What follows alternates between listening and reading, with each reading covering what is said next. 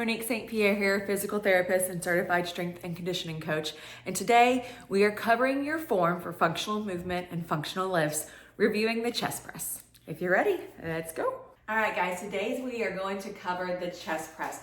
It's a very typical movement pattern where we're strengthening our chest muscles, where you're pushing forward. So it can also be considered a push movement. Pushing your weights up, contracting your chest, and then you're also going to be working smaller muscle groups during that move, such as your triceps as your arms straighten, and then also your anterior deltoids as they bring your arms together. If you're ready to go, let's go ahead and head on. So the big thing with the chest press that I always want you to remember when you're lifting is to never lift too heavy of a weight and always work on perfecting your form and your technique over increasing your weight, because your weight will get there, I promise. Another great cue, especially if you're a woman, is that you want the chest to kind of align at the bottom of your sports bra line so you know where your alignment is at. So we're not putting too much stress on the shoulders, bringing the weights overhead, or not really targeting the chest by dropping the weights too low to our belly button. Keep your core strong and your back flat against the bench. I'll show you a couple techniques for that when we lay down. Also, you want to make sure that you're exhaling as you're pushing weight up and inhaling as the weight is coming down. And with any lift we learn about here on this page for form and technique, remember the best way is always going to be the way that feels best for you, as long as we're following in the parameters for strengthening the muscles that we're targeting. So always remember to make that muscle-mind connection. Okay, so we are making the most out of a home gym situation today. So my ottoman is going to be my lovely bench, which I think is a great example of how you can train at home, even if you don't have all the equipment. Please note that you can also do moves like the chest press laying down on the floor that I will cover after this. And then please remember that when you do this, you want it to be sturdy and make sure we're not gonna fall off from one side to the other. All right, guys, so we're here on our bench getting ready for the chest press. I always like, especially if you're just getting into weight training, make sure you have your weights higher up close to you so you can reduce that energy output, wasting energy on lifting weights from poor positions and put strain on your back. So I have mine up high. Another way that you can place your weights is just keeping them on either side of your bench or your platform. And then when you come forward, hinge at your hips, brace your core, and then lift up, hinging back through the hips as well too. Make sure you're not putting too much stress on your lower back. All right, so you can see that from the side, same thing. Hinging at my hips, keeping the shoulders away from my ears, and then lifting up. All right, guys, we're getting serious now, kicking off the loafers.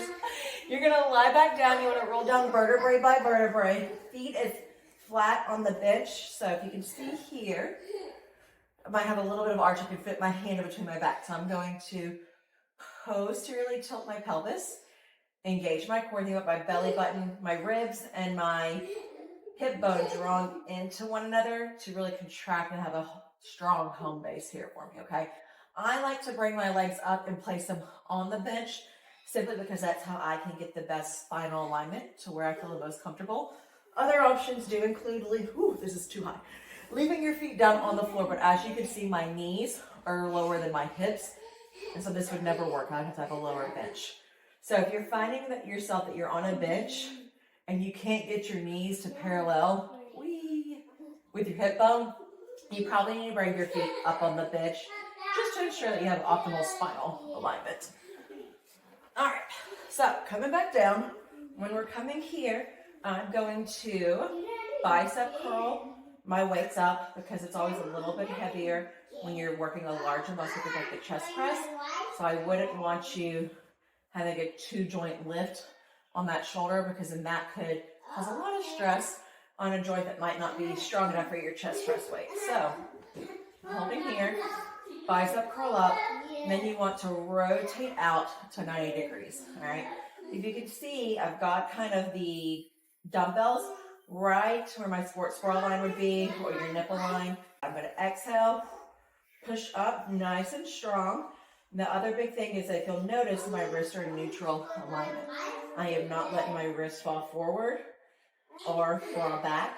And if you can't control the weight in your hands, then the weight's just too heavy right now, guys. Take it down a step and start over. And then we're gonna come back down.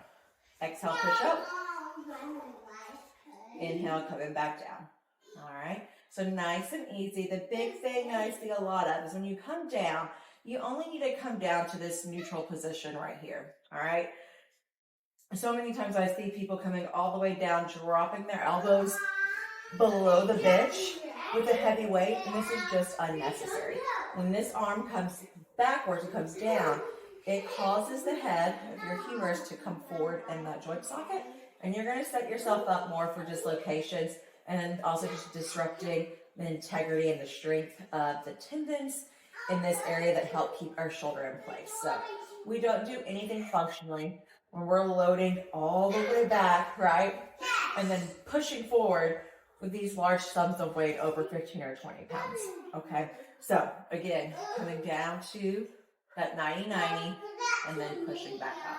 The entire time I'm doing this, I'm thinking of my core and making sure it's strong.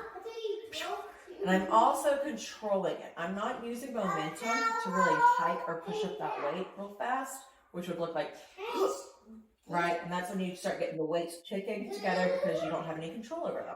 So nice and slow, up, nice and slow, all right?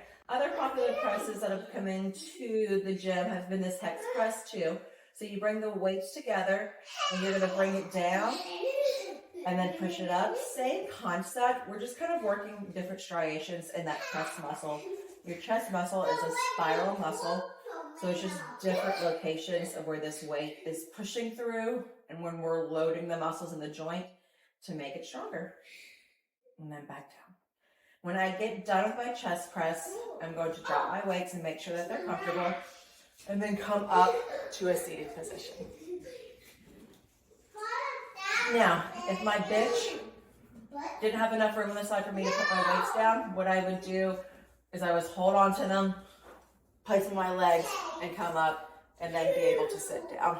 I see too often people just drop their weights, and again, that sets your anterior shoulder up for poor body mechanics to create an anterior dislocation because you're just slinging weight with that arm coming into extension and the head coming forward.